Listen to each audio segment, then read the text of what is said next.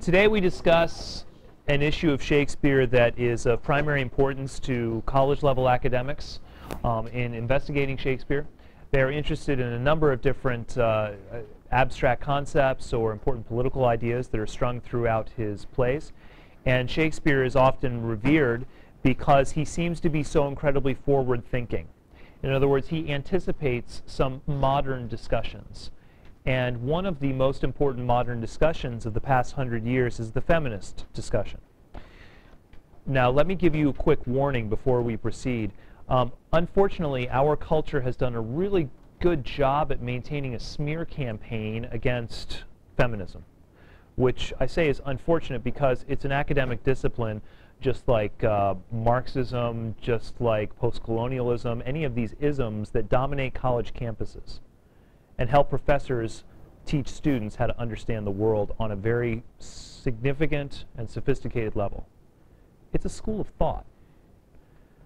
But unfortunately, for some reason, some people have decided that they want to kill it and label it with abusive and misleading and ultimately stupid and gross terms like feminazi. Yeah, we laugh at terms like that, and then we say, oh yeah, all feminists are just a bunch of gay women who are ugly and hate men. No. Feminism is a school of thought that says one very important thing, makes one very important assumption. Gender is important and has an impact on the way we relate to each other. Oh, that one's hard to accept, right? That gender is actually a factor in how we relate to each other. And then it might be pretty important for us to pay attention to gender when we're talking about politics, when we're talking about society. The basic assumption of feminism is that gender is important, and we should examine it when we are talking about the way people relate to each other. We should pay attention to the way we talk about gender. Feminism is not about saying men are better than women. Feminism is about saying that gender stereotypes and gender constructs affect us all. And just as women have been oppressed by gender constructs and stereotypes, so have men. And everybody needs a little bit of liberation from time to time. So when we look at gender criticism, we are dipping our toes into the pool of feminism that some of you may wish to concern yourself with on a college campus. It's a fascinating field of study. But I want to eliminate the prejudice that it is abusive or some kind of political us and them territory. When I studied feminism in college, it was always about us, men and women alike. So let's keep that in mind when we discuss. We are considering how Shakespeare represents both men and women in his plays. And so what I'd like to do today is just start with a little bit of informal brainstorming by talking about the representation of men and women in these plays. Let's talk about how he represents men and women in these plays. How do men act? How do women act in these plays? Son, you want to start us off?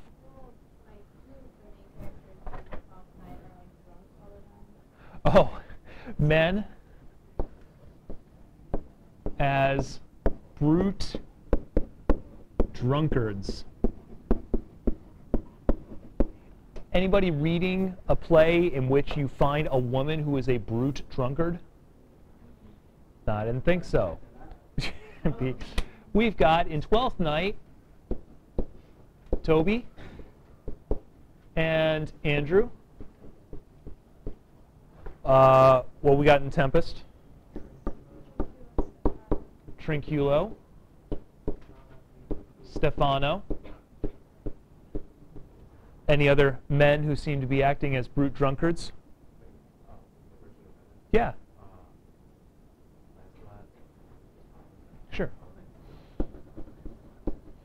They are either drunk or stupid or both. Christopher Sly, absolutely, and Taming of the Shrew.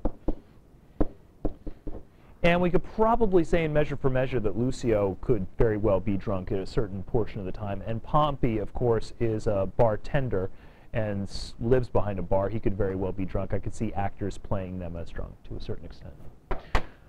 Men are brute drunkards. They are concerned with their physical appetites, and they like to think not in grand philosophical thoughts, but more in terms of gross appetites and physicality. All right? We have a number of representations. Give me something else.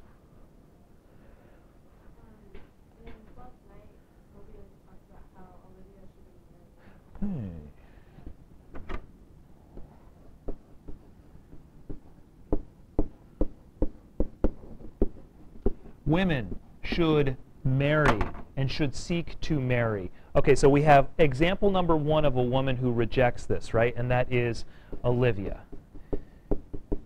Give me another woman who rejects marriage. Viola rejects marriage, also in Twelfth Night. Give me another woman. Hermia. No, Hermia rejects a specific marriage, but she doesn't reject marriage in and of itself. She rejects a marriage to the man her father wants her to marry. Come on. Yeah, I guess overdone. By the way, those of you who are not reading Measure for Measure lack the humor of the sexual double entendres. Overdone is a rather aged woman whose occupation is prostitute. Hence the name. His jokes aren't exactly subtle, folks. In Twelfth Night, the man who is drunk the most is called Sir Toby Belch. His last name is Belch. And yeah, knight does not mean Sir Arthur and his knights, but knight means that he has been dubbed by the queen or king at that time as being titled in that way. Your opinion on the King's Speech? Not seen it. Okay, so Olivia, Viola, overdone. Give me another woman who rejects the ideal of marriage. Isabella, because she's practicing to be a what? A nun. At the end of Merchant of Venice. At the end of Measure for Measure, Isabella is offered marriage by the Duke. The Duke, not Angelo. She does not respond. She does not say yes. She does not say no. She remains silent. And the play ends. And it's an interesting moment. When Viola is offered marriage by Orsino at the end, do you know how she responds? Sorry, you read the summary, so I know you haven't read Act 5 yet. Well, the summary said it ends with 2 marriages, but I'm guessing it was Sebastian, Olivia, and then Duke and Viola. Orsino and Viola. She does agree to marriage. Whereas in almost the same exact scene, a duke to a woman that he's been having some sort of relationship with, some sort of verbal relationship with, one woman remains silent, whereas another woman readily accepts. Who else rejects marriage? Seems to reject marriage in some way. Come on, Taming of the Shrew people. Katerina.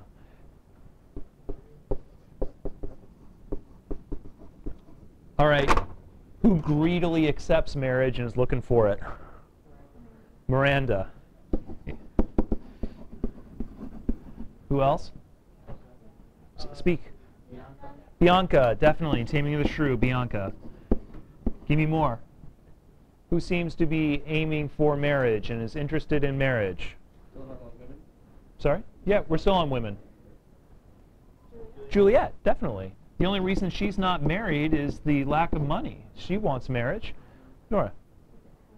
Helena wants to be married, and Helena has an intended marriage victim in mind.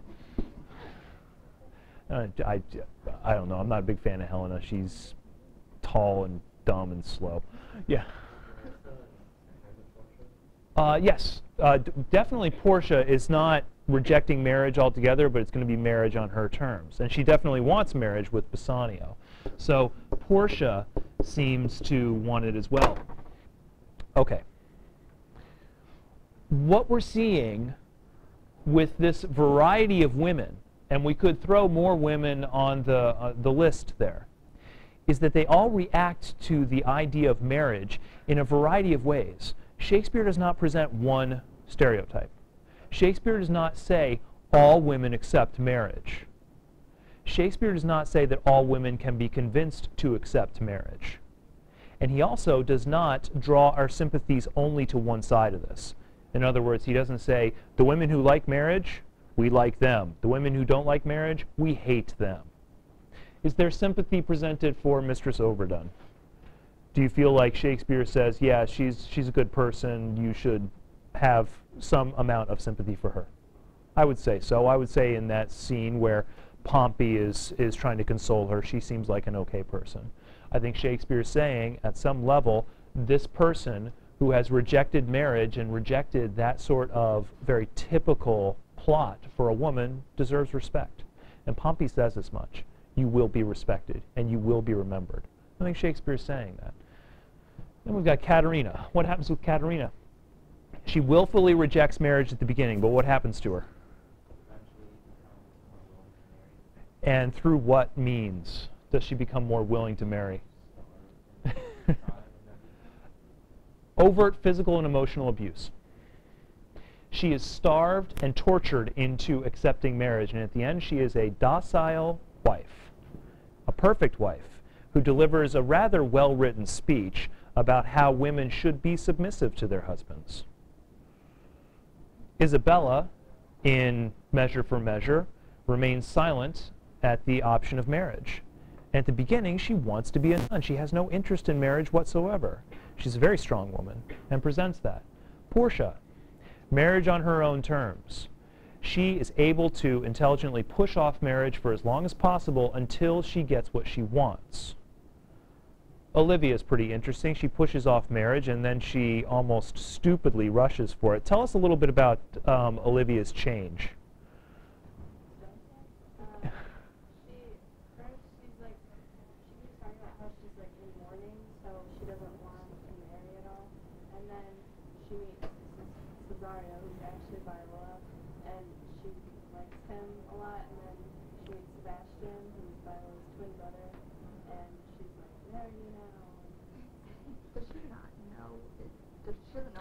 One assumption that you must understand with all of Shakespeare, a disguise is absolute, impenetrable. Once a Shakespearean character is disguised, nobody, even their own blood, their own brother, their own sister, their own mother, would be able to recognize them. This is something of an assumption that's a little bit hard to stomach. But yes, and here's how it happens. Elise is correct. Olivia falls in love with Viola, who is masquerading as a man. So first of all, she doesn't know that's a woman. She falls in love with a woman who's dressed as a man. Is that picture on your cover? No, you've got a different cover. There we go. So Olivia falling in love with Viola, who's dressed as a man named Cesario. Okay, good enough. So then Viola's twin brother comes to town, Sebastian. And apparently Viola, dressed as a man, looks identical to Sebastian in his normal clothes. So Olivia can't tell the difference between the two. So Sebastian shows up, and Olivia thinks it's Cesario and falls for him and marries him. And everything's fine. Total irrationality on Olivia's part. She goes from being irrationally devoted to mourning and rejecting marriage to being irrationally devoted to marriage. She is the antithesis of Portia. Portia, who is very intelligent about marriage and is able to manipulate events until the one man that she's carefully considered and really wants to marry is available and passes a test, she can do that.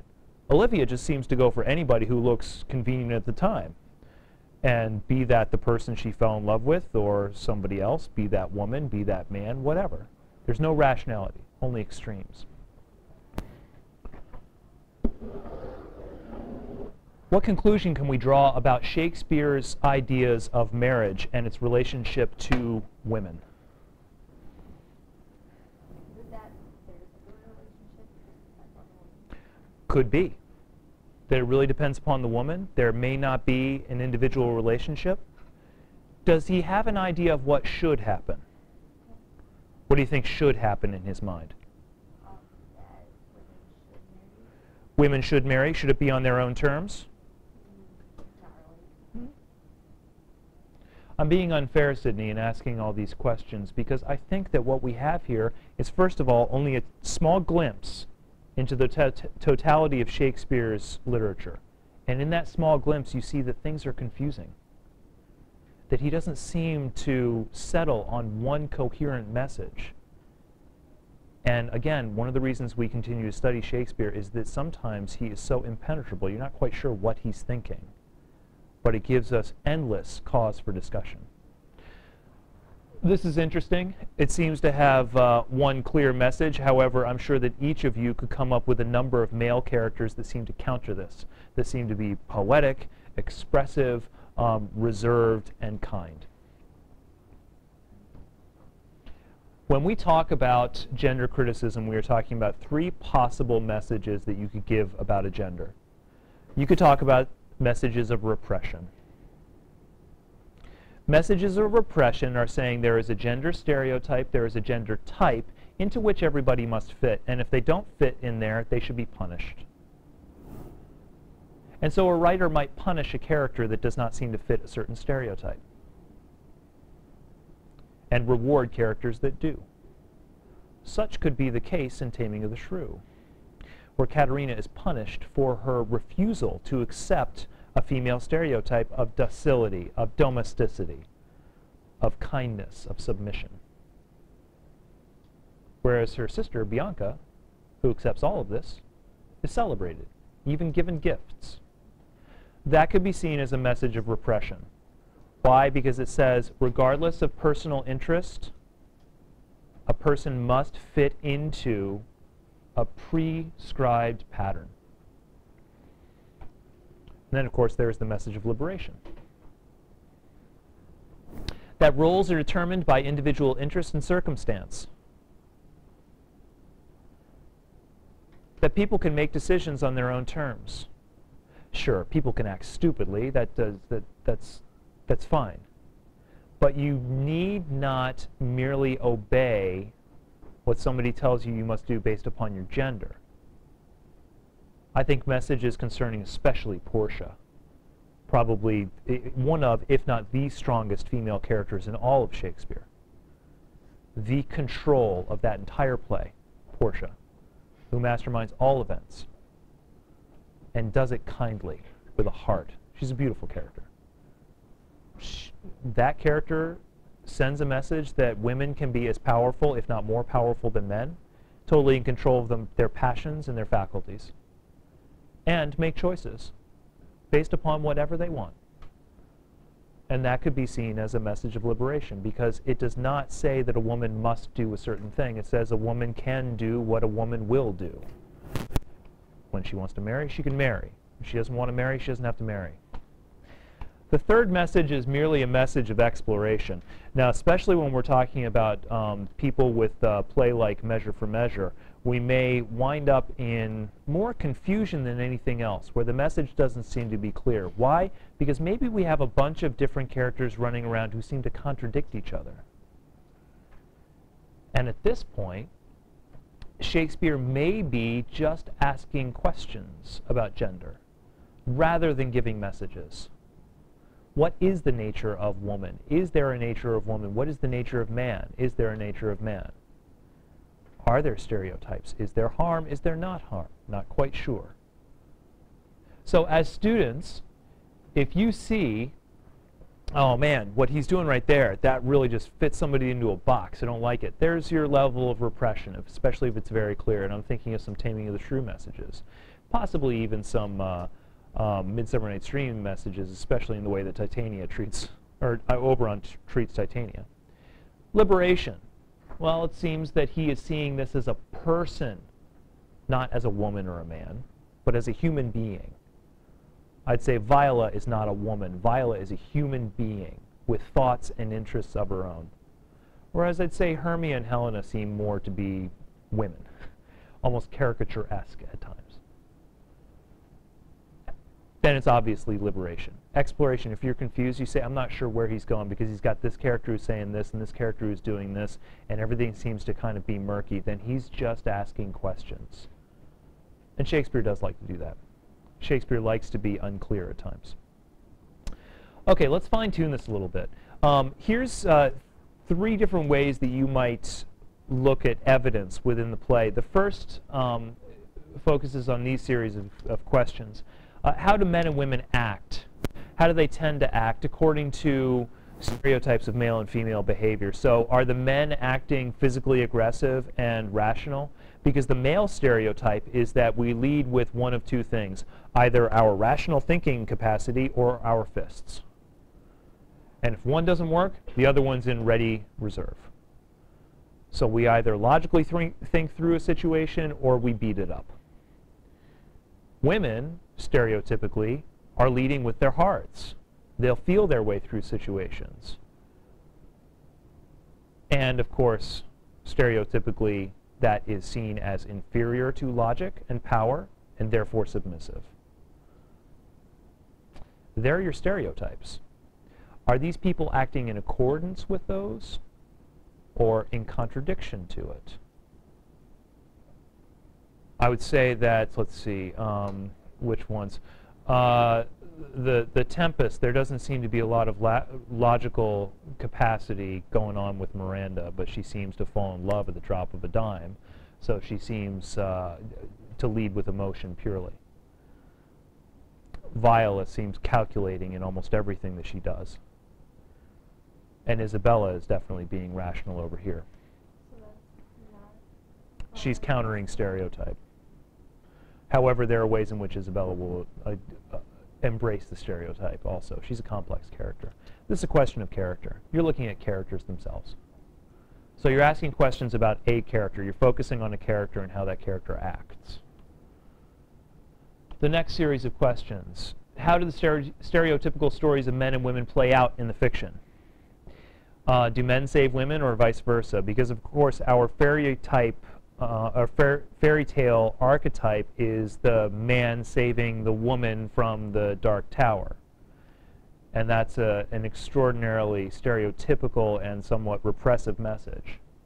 Well, in many of these, the women save the men. In some of them, the men save the women. In some, they work together. In some, the men beat up the women and therefore solve the conflict. Yes? What about, like, would Pompey be saving Mr. Silvergun? Or If he does anything to help her, Pompey seems pretty ineffectual, especially when he's sent to prison. Yeah, he might offer to, although I'm not sure he's even offering to. I think Pompey's one of those characters who's extraordinarily lazy and not very effective. He's there for making jokes. That's about it. And they have a business relationship. That's important to understand, too, that the two of them are business partners. Do women control the outcome of events or do men? Does the story resolve with male or female dominance? Who's in control toward the end? It's a question of plot. You're asking about the story and how it plays out. Finally, and sometimes this is most interesting, is just looking at the individual words. You know that Shakespeare is carefully crafting every single word and every single line. So it's important sometimes to look at the language that's used. So do characters make any statements of stereotypes? You know, all men act that way, or she's such a typical girl. Do they use interesting words to refer to people? Calling somebody a lord, calling somebody a wench, which happens in... Prospero refers to Miranda as his wench, right? Yeah, several times. So it's interesting to read the footnotes and consider what loaded meaning that word has, and does it have any gender implications. Other words, Taming of the Shrew people are looking at animal analogies or money analogies, treasure analogies, which would extend to Merchant of Venice as well, women being seen as property. Are there any derogatory names used? That's interesting. And this, of course, is a question of dialogue. So you can look at the level of characterization, the level of plot development, or the level of dialogue to try to understand where gender messages may come through. Now, I cannot stand here and say, oh, you're definitely looking for this. The only thing that I can do is say, hey, these are the questions you want to ask, and these are the categories of conclusions you might come up with. But Shakespeare is enormously complex, and a lot more complex than students realize when they first read some of these plays. The more you delve into it, the more you realize that the messages being given are often contradictory, sometimes unclear, sometimes surprising, sometimes multi-layered.